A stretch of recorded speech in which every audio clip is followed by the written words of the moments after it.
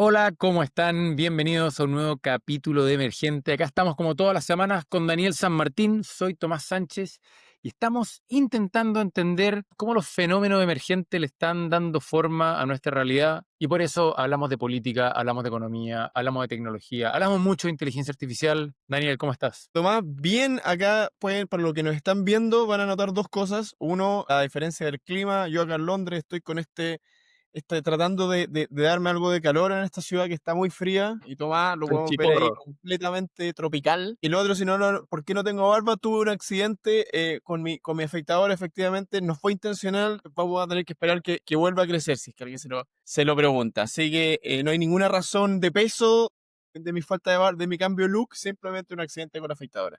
Pero Daniel, bien, bien, bien, yo creo que Tomás. lamentablemente nuestra audiencia es bastante más ñoña y no sé si están preocupados de tu look. Yo creo que Es podrían haber verdad. notado tal vez el cambio de tu timbre de voz si estás resfriado, pero tu look ni yo me di cuenta. Qué falta de atención, Tomás. Qué falta de atención. Tal vez te quiero poco. Tal Bien, vez. hoy día tenemos un capítulo que es bien particular. Ya la semana pasada tuvimos uno interesante o que tal vez se salía un poco de nuestra clásica línea cuando hablamos de una tendencia que están sufriendo las estadísticas en torno a los hombres jóvenes. Y esta vez vamos a hablar de algo que bordea la política pública, bordea las empresas, bordea el capitalismo y de alguna manera queremos hacer una reflexión en torno a una serie de datos y fenómenos y hechos, ¿cierto? Que se están dando en Estados Unidos y también en Europa.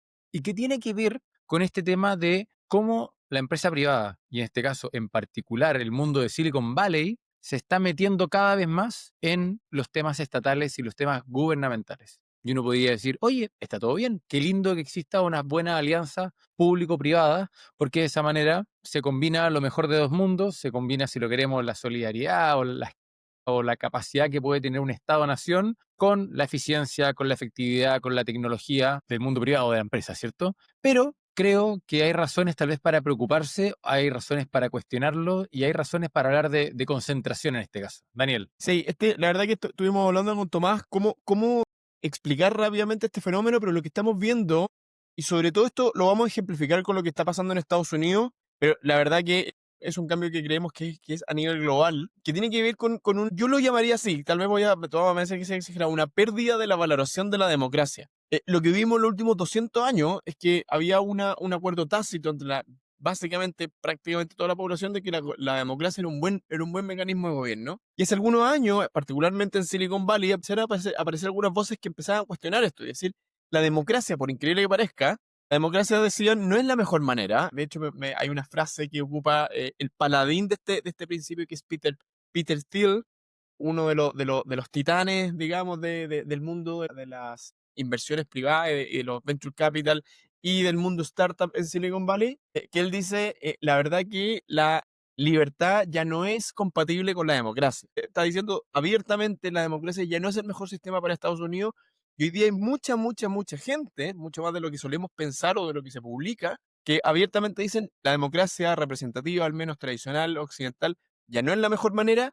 Y las instituciones, de nuevo, vamos a poner el caso de Estados Unidos, pero en múltiples partes las instituciones están cambiando de un nivel tan profundo que podríamos estar en los primeros pasos de el fin de la democracia, al menos en el mundo occidental. A ver, ojo, creo que igual se nos están mezclando dos temas, porque antes de meternos de lleno en la democracia, solamente para poner dos datos, y esto es algo que está pasando en todos lados, y Chile incluido, ¿cierto? Y es que las nuevas generaciones no valoran tanto la democracia como antes, es decir, probablemente porcentajes diferentes de diferentes estudios hablan de que hoy día un 30 o un 40% de la población no están seguros de que la democracia sea el mejor sistema de gobierno. Estoy leyendo en este minuto un artículo en Estados Unidos que habla donde el 60% es de alguna manera tiene una apreciación pasiva de la democracia y donde derechamente un 31% de la generación Z no cree en los valores de la democracia. Es decir, eso es cuestionable.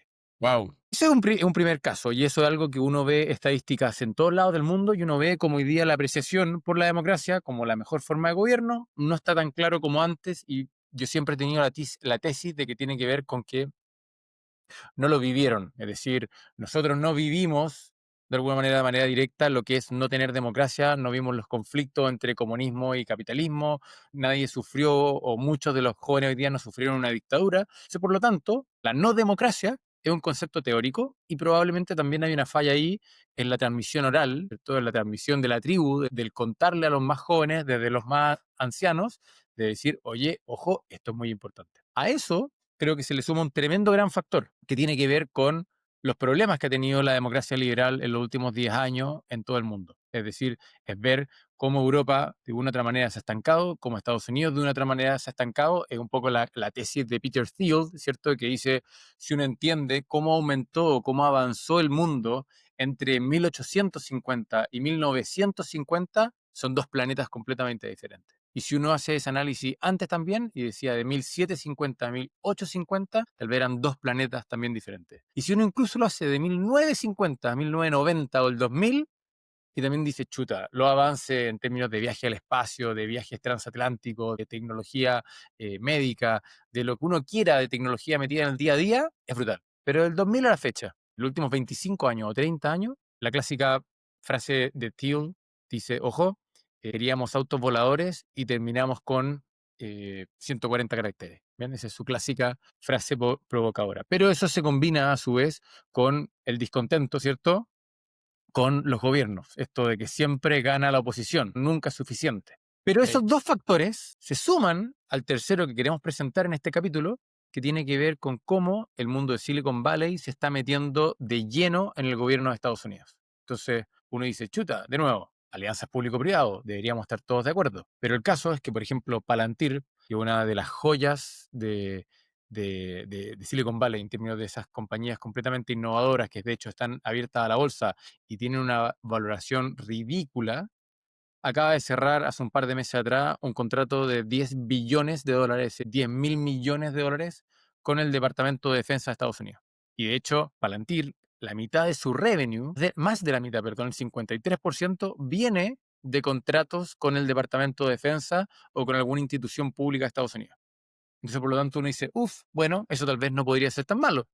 Pero cuando uno se empieza a dar cuenta del patrón, uno dice, esto tal vez es algo preocupante. El punto acá, y siguiendo el énfasis que estaba haciendo tú, Tomás, no es tanto que gobiernos den contratos a empresas privadas. Eso se ha hecho siempre y está bien. Es la densidad de la red. Son las mismas caras que están aquí y allá. Y hay uno, de hecho, estábamos revisando, vamos a compartir acá. Yo voy a ocupar la magia de nuestra plataforma para mostrar este dibujo que lo representa para los que nos están viendo por televisión, digamos, por televisión. Qué antiguo mi concepto. Se nota que vengo. Daniel de los años 60. Usted que dejó de ver en blanco y negro, ahora nos puede llamar en ese Me aparato salió. que se Para llama los que nos ven por televisión y pantalla. no por radio, este esquema refleja muy bien, no vamos a ir al detalle, pero básicamente muestra las conexiones entre las grandes empresas que están ganando contratos en Estados Unidos con algunos de los actores y es básicamente una pequeña red. Hay un pequeño grupo de empresas con un pequeño grupo de participantes que básicamente están finalmente tomando todas las grandes decisiones, tanto privadas por su influencia en la capacidad de invertir, tienen mucha influencia en el mundo privado, pero además ahora tiene una influencia absolutamente extraordinaria, mucho más que los políticos tradicionales, que el gobierno, que los líderes elegidos representativamente, democráticamente. Este grupo de personas está tomando absolutamente todas las grandes decisiones de lo que está pasando de nuevo en Estados Unidos, tanto en el aspecto público como privado. Y eso es un fenómeno nuevo, un fenómeno que estamos comenzando a ver. eh, y voy a partir de. Como muestra de ello, el otro día yo había leído esto, hecho inédito. Muchos de los principales ejecutivos de estas grandes empresas tecnológicas no solamente están adquiriendo cargos en el gobierno de Estados Unidos, que ya es algo relativamente inusitado, sino que incluso están adquiriendo cargos en el ejército de Estados Unidos. Se le han dado cargos sin tener ningún tipo de carrera militar, se le han dado cargos superiores en el ejército, lo cual les permite a ellos dar órdenes y les permite tomar decisiones al interior del ejército americano.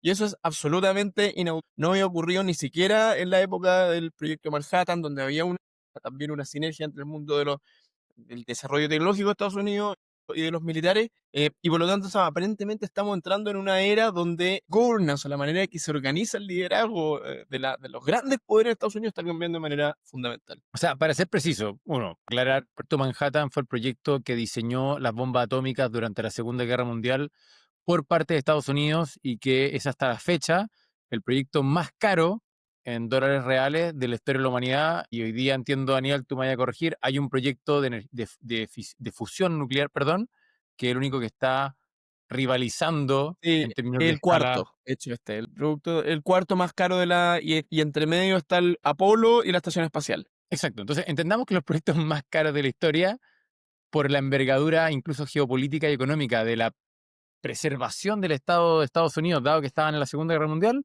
no implicó que personas del mundo privado se metieran como coroneles de la Fuerza Aérea o del Estado americano, ¿cierto? En este caso estamos hablando principalmente, como decía Daniel, de pocas empresas, es decir, principalmente es Palantir, Eagle Technologies, es básicamente lo mismo, Anduril, Meta, OpenAI. Bien, es decir, son ejecutivos de esas compañías que históricamente han trabajado en el mundo de Silicon Valley y de tecnología, que hoy día se metieron en the US Army y otros cuerpos federales de Estados Unidos. Y eso, como dice Daniel, no tiene precedente.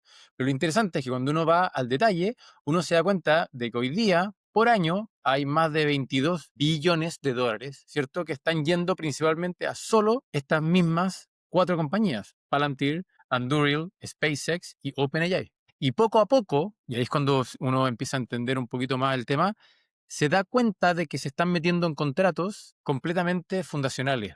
Es decir, es como infraestructura. No es cuando alguien te da algo y tú el día de mañana lo cambias, sino que se empieza a transformar en el sistema operativo donde corre el gobierno. Para quienes no conocen, Palantir es de alguna manera un sistema operativo o una gran plataforma de datos que permite establecer una serie de procesos. Entonces es como que habláramos de un pseudo ERP, ¿bien? No porque está manejando las lucas y el dinero del Estado, pero está manejando todos los procesos y todos los datos de todos lados. Imagínense lo siguiente: ¿han visto esa clásica escena en una película gringa de Hollywood donde está el teniente y está el alto mando de Estados Unidos y se da cuenta de que tiene al héroe de nuestra película metido en la mitad de Afganistán y hay que rescatarlo? Y el tipo va y dice, ¿cómo podemos sacarlo de ahí?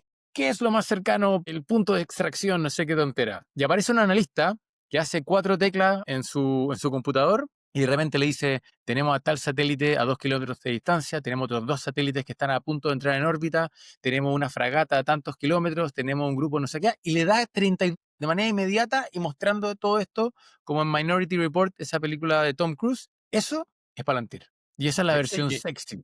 Que, Esa es la versión bueno, sexy, pero la versión aburrida es el que está administrando todos los contratos de defensa de Estados Unidos. y de nuevo, para reparar, muy buena la explicación que diste, Tomás, para imaginarse esto, pero finalmente que haya una empresa privada que tiene más conocimiento, más información que cualquier órgano estatal, es algo extraordinario, digamos. No hay que hacer como hincapié en eso, y que obviamente tiene riesgo muy grande, y aparentemente, de nuevo, las cosas están yendo en esa dirección sin ninguna detención. El gobierno de Trump o la administración Trump definitivamente está comprometida con esta manera de hacer las cosas, y hay pocos signos que muestren que esto se vaya a revertir. Muy bueno el punto que tocaste, Tomás, de la infraestructura. Efectivamente, mucho de este dinero hoy día se está utilizando para construir infraestructura, que si tú sumaras todos esos proyectos, también están estas escalas que estamos hablando. Estados Unidos hoy día tiene comprometido alrededor de prácticamente 2 trillions, eso es alrededor de un 2% del producto global. Es una cantidad de dinero absolutamente ridícula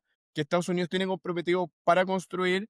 Cuando digo Estados Unidos, es esta majamama de entes gubernamentales y estas empresas tecnológicas, ese core de poder, han tomado la decisión de que Estados Unidos va a invertir 2 trillions, lo cual es absolutamente extraordinario. Es un cambio que estamos viendo enfrente de nuestro ojo y que va a determinar la geopolítica de manera clarísima. No, y como decía Daniel, todo esto es un puñado de personas. Es decir, estamos hablando de menos de 10 personas que están con el fondo con capacidad de poder de decisión. Y estamos hablando de Peter Thiel, estamos hablando de Elon Musk, estamos hablando de David Sachs, de Mark Andreessen, de Alex Karp, de Palmer Luckey, que son los principales ejecutivos, ¿cierto?, en Palantir, y en Anduril. Pero el punto acá es que incluso está metido dos personajes que uno como ya se acostumbró tal vez a escucharlo, tal vez a nosotros que lo leemos todo el tiempo, pero tiene que ver con el hijo de Donald Trump y con J.D. Vance, el vicepresidente de Estados Unidos. J.D. Vance, para quienes no lo saben, trabajó cuando era joven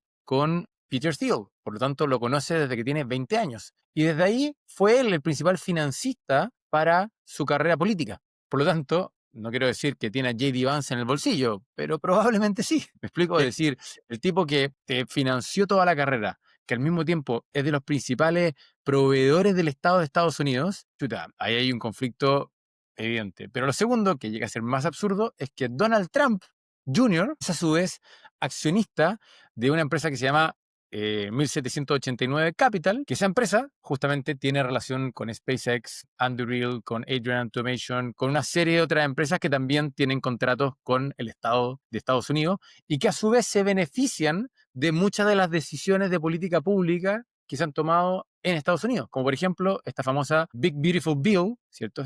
Esta ley que pasó Donald Trump, que tuvo una serie de recortes presupuestarios, pero a su vez también tuvo una serie de asignaciones presupuestarias que beneficiaron directamente a estas compañías que estamos conversando. Entonces, de nuevo, es como esos escándalos de corrupción que están a plena luz del día y que en muchos otros países habría sido, esto es un escándalo, ¿cómo puede estar pasando de que el hijo del presidente del país tiene participación en una empresa que se está ganando los mismos contratos con las mismas 5 o 6 personas? Ese broma. Y insisto, no son contratos para vender ampolletas que el día de mañana podemos cambiar al proveedor de ampolletas. Estamos hablando de contratos que están construyendo la infraestructura en la que opera el Estado de Estados Unidos. O sea, sin ir más lejos, este mismo grupito, estamos hablando del sistema de comunicación completo de la milicia americana, va a estar basado en Starlink de SpaceX. Starship, la nave que vemos siempre, digamos, los despegues y todo, uno de los fines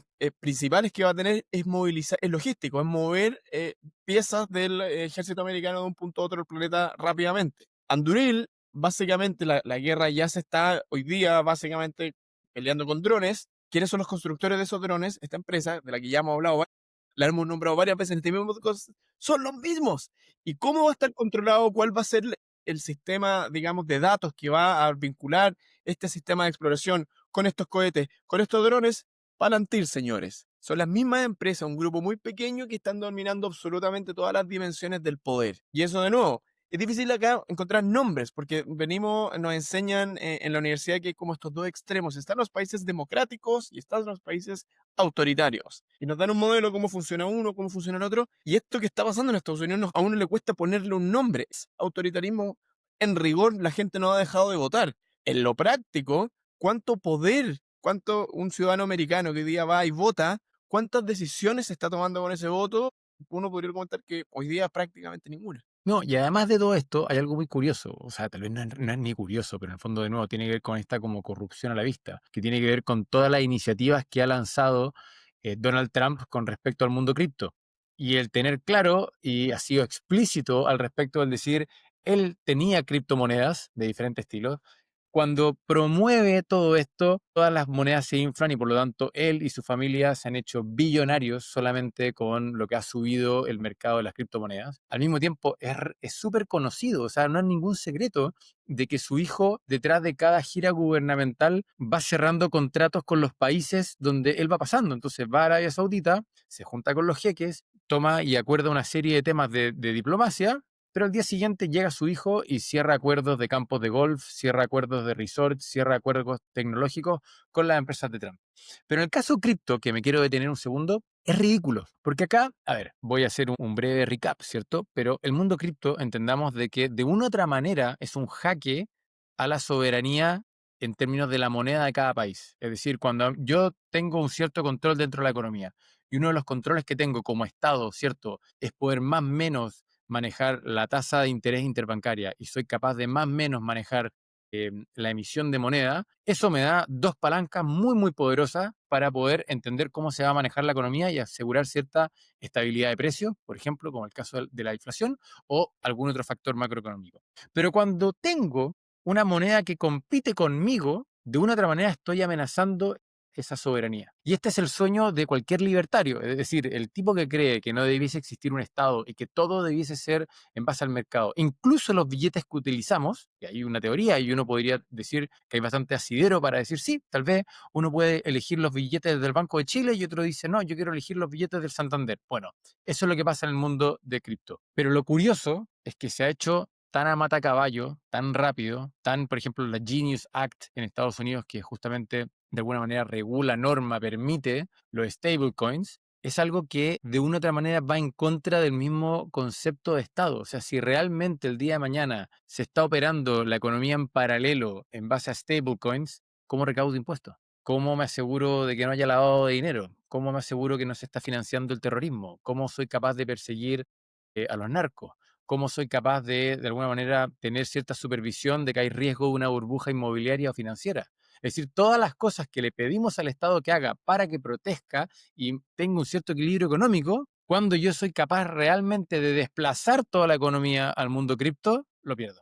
Y Sí, estos es que tipos acá están haciendo eso también. tocaste muchísimos temas importantes. Como se dice en Chile, me voy a pasar como 4 pueblos, pero estamos viendo, hay argumentos contundentes para empezar a ver también que el Estado como lo conocíamos, en muchos países al menos hace una transformación, sí, siendo conservador. La recaudación va a bajar por muchos fenómenos, esta posición ideológica está ganando cada vez más adeptos. Esto que hablamos en Estados Unidos de que el Estado en realidad prácticamente ya no debería existir, que era casi una fantasía media académica de algunos libertarios, está siendo casi puesta en práctica en Argentina, que era impensado. Argentina era un país muy estatista las últimas décadas, pero ya por eso, pero no se está haciendo a la perfección, pero hay un presidente hoy día sentado que tiene precisamente esa Sí, idea. pero yo creo que el caso argentino es muy diferente, porque en el caso argentino sí, tenía ahí un avance estatista brutal, pero también tenía ahí un Estado que era completamente corrupto, ineficiente, un déficit No, no, por eso yo fiscal no te estoy mal brutal. criticando o no, pero las ideas de Milei hace 30 años eran impensadas. Es Es decir, cierto, acá de nuevo, más allá de hacer cualquier juicio político, no quiero evadir completamente la política chilena, pero hay candidatos que son libertarios, que sacan más de un 10% de los votos en Chile. claro. Eso antes no pasaba. Es decir, Eso las antes no ideas pasaba, libertarias no alcanzaban, como decía Daniel, a superar el 5% de votación en cualquier país siendo y generoso. estaban en la academia, eran la teoría. Y la discusión entre derecha e izquierda era, ok, el tamaño del Estado, pero la definición general de lo que debe hacer, de que debe haber un Estado en un país y de que va a haber, em, digamos, elegidos democráticamente, que tome las grandes decisiones del país, etcétera, etcétera, era como un acuerdo tácito que la mayoría de los países, al menos occidentales, teníamos. Y esto que estamos viendo en Estados Unidos, ese acuerdo tácito de cómo funciona el sistema de poder, los equilibrios de poder, está cuestionado y está cuestionado explícitamente. No es que uno pueda leer de que le están actuando de cierta manera, sino que estos personajes, 5 10 15 cuantos queramos decir que están sentados en esa mesa, dicen, el sistema tradicional ya no funciona, no creemos, no es viable y vamos a hacer las cosas de esta otra manera y estamos viendo frente a nuestro ojo unos cambios absolutamente tectónicos. No, no, y para ir al corazón de todo esto, y creo que esto lo resume, el modelo gringo se está acercando, de nuevo, está a años luz, no a años luz, pero está lejos todavía, de ser como el modelo chino, en el sentido de que el modelo chino es básicamente un Estado todopoderoso que está completamente entrelazado con la economía y con sus empresas. Es decir, las mayores empresas de China tienen participación estatal. Una empresa en China que le va muy bien y que hace cosas que al Estado no le parece, le pegan en las manos y cambia. Y ahí, en ese caso, el poder sigue estando en el mundo político. Pero es un mundo político que no tiene accountability con su pueblo, porque es cierto, para elegir al presidente de China, en este caso Xi Jinping, que ya está en la práctica siendo un presidente eterno, votan, muy entre comillas, por favor que se entienda, solamente los miembros del Partido Comunista Chino, que son alrededor de 1 millón de personas en, en un país donde hay más de 1.000 millones de personas y al mismo tiempo uno entiende que ese millón de personas que vota, todos están en una gran red de favores y en todo un tema, si lo queremos, completamente amigos de los amigos. Y cuando hubieron facciones, el amigo Xi Jinping se preocupó de encarcelarlos a todos y dejaron de haber facciones dentro del Partido Comunista Chino. Entonces, de nuevo, creo que parafrasearlo de alguna forma es entender de que no estamos hablando de proveedores de Estados Unidos y crecientemente en Europa se da algo similar, que son como el proveedor de las ampolletas, el proveedor de los almuerzos de la Junaep, el proveedor de una carretera que durará 10 años o 20 años, pero es una carretera, tiene una ley, se cobran tales peajes y un día se acaba. No, estamos hablando de proveedores que, por ejemplo, toda la infraestructura bélica de Estados Unidos, que es la mayor potencia bélica del mundo, que concentra más del 80% del gasto militar del mundo, empieza a depender de pocos proveedores. La infraestructura operativa, como son los sistemas operativos, empieza a depender de un par de proveedores. Y Pero yo, eso, yo te quiero hacer un tenemos que hay un costo challenge de cambio brutal. de que todo tiene que ver con los nombres que usamos el concepto de Estado es el concepto que hemos venido usando. Pero imagínate que fueras un extraterrestre que mira desde afuera y no sabe lo que significan estados, mundo público, mundo privado, y simplemente observara físicamente cómo se comporta la gente y cómo los recursos se distribuyen. Finalmente en China hay un pequeño grupo de personas que sentadas casi literalmente en una mesa deciden todo lo que pasa. Ujú. Desde cómo se asignan los recursos económicos a cómo se administra el poder político. Y en Estados Unidos lo que está pasando es que un pequeño grupo de personas en una mesa, casi literalmente sentados en una mesa, están tomando todas las decisiones de cómo se No administran todas, los pero recursos tienen económicos. un poder brutal en cosas muy decidoras. Entonces, lo que te quiero decir es que como les llamamos de maneras distintas, hay una, pero yo en lo fundamental creo que es perfectamente defendible el argumento de que ambos sistemas de poder, de administración del poder en ambas superpotencias están convergiendo, se están pareciendo cada vez Sí. más. Entonces, decir cuál es autoritario y cuál no, es porque, claro, porque uno dice, no, pero en Estados Unidos hay leyes que, o la gente va y vota, pero ese voto tampoco importa mucho. No, no, Entonces, pero ese voto sigue importando, porque en el fondo hoy día, mañana, la próxima votación la pierde Trump, perdón, la pierde Biden, perdón, la pierde J.D. Vance, ¿cierto? O quien sea el próximo candidato del Partido Republicano afín a todos estos magnates, y lo que va a pasar es que con mucho costo, si es que pueden, es que van a no, poder cambiar eso es estos lo que te quería decir, contratos, que estamos o tal avanzando vez a un no punto pueden. donde ya no van a poder, ya van a estar sujetos. No va a poder, si tú ya de todo tu sistema operativo en Palantir no es que digas, me cambio de proveedor, o si tu red de comunicaciones ya depende de Starlink, me cambio de proveedor, va a estar No, no, o la pero si los cohetes, infraestructura. bueno, ese es el punto. Cuando los cohetes al espacio dependen de un solo proveedor, cuando tu red de drones depende de un proveedor, cuando tu red de, en fondo de infraestructura tecnológica depende de un proveedor. Después, no algo que no hemos hablado, pero acá también hay todo un plan muy deliberado de cara al plan de la inteligencia artificial, de cómo Estados Unidos hoy día concibe que quien llegue a tener inteligencia artificial general primero gana la guerra del mundo y por lo tanto hay un plan al respecto y es parte de la lógica de meterle tantos recursos a OpenAI y que se gane contratos públicos. O sea, todo lo que digo nomás es que acá hay como un challenge a la democracia liberal. Tenido la democracia liberal y por qué le ponemos el apellido liberal. La democracia es el gobierno de la mayoría. Liberal tiene que ver con la serie de normas procedimentales que permiten que esa mayoría no haga lo que quiera. De que en el fondo alguien porque gana el 51% de los votos no pueda simplemente ir y arrasar con una retroexcavadora con sus oponentes, con las leyes que existen y con todo lo que hay. Hay un procedimiento, ¿cierto? Y ese procedimiento resguarda a las minorías y resguarda un montón de otras cosas. Y en este caso, sabemos que a Trump no le parece eso. Trump justamente cada vez que puede gobernar por decreto o que se le pase la mano siendo más autoritario tal vez de lo que la constitución le permite, entiende que puede ir un poco más allá y es lo que está intentando hacer. Y ahí es donde digo, esa ideología o esa forma de hacer las cosas al mismo tiempo viene respaldada por Peter Thiel y compañía. Es decir, todo Por eso, este... esta mesa, digamos, en esta narrativa que estamos creando, tienen esa visión y de nuevo, es posible argumentar que pronto, unos años más, cuando ya los sistemas del Estado de Estados Unidos dependan tanto de estas empresas que un nuevo gobierno, por ejemplo, democrático, en lo real no va a poder tampoco elegir y va a estar básicamente ya funcionando de este modo, La pregunta ahí, sin siendo abogado del diablo, ok, perdiste una capacidad de liberación y soberanía porque ahora dependes en tu red de infraestructura tecnológica de Palantir, pero Palantir sigue sometido al poder popular y soberano. Entonces, por lo tanto, si es que mañana eligen a alguien demócrata, ese tipo de demócrata va a seguir gobernando el país y por lo tanto le va a poder decir a Palantir qué hacer y va a poder apalancarse en toda la tecnología de Palantir. Entonces, tal vez está todo bien o tal vez le estamos poniendo color nosotros. tema abierto, dejamos que nos comenten si están de acuerdo o no están de acuerdo. ¿Cómo ven ustedes el futuro? ¿Está pasando algo similar en Chile o en otros países de Latinoamérica? Pero no nos podemos olvidar, Tomás, de saludar a nuestros auspiciadores.